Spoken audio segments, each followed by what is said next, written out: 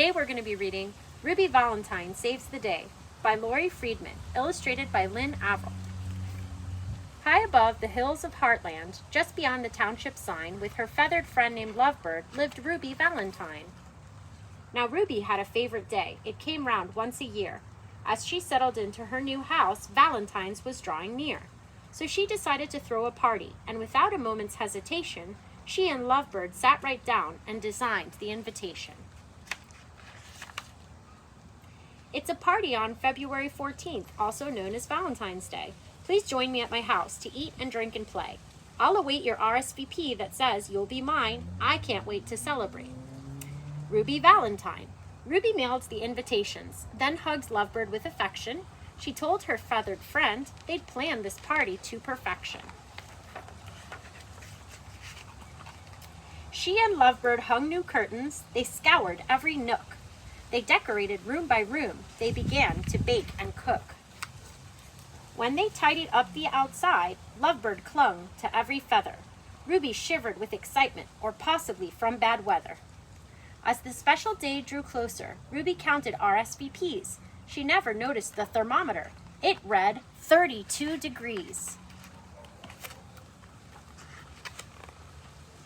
Valentine's is tomorrow, and I want everything to be just right.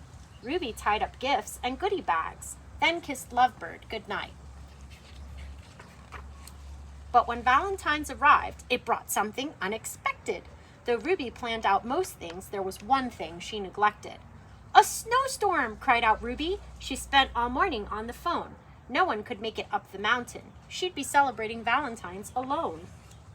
"My perfect party," sobbed poor Ruby, now it won't take place. Lovebird wiped away the tears as they trickled down her face.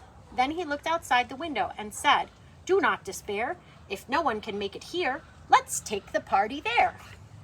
Ruby looked at Lovebird. This wasn't how I'd planned the day. Lovebird shook his feathers. There is no other way. So together, Ruby and Lovebird carefully packed their sled. As they set out down the mountain, Ruby yelled, "Full steam ahead!" But as they made their way to Heartland, little did they know, they left behind a trail of party fare amidst the ice and snow. "Happy Valentine's Day!" cried Ruby as she went from door to door. She gathered everyone in Heartland from every school and house and store.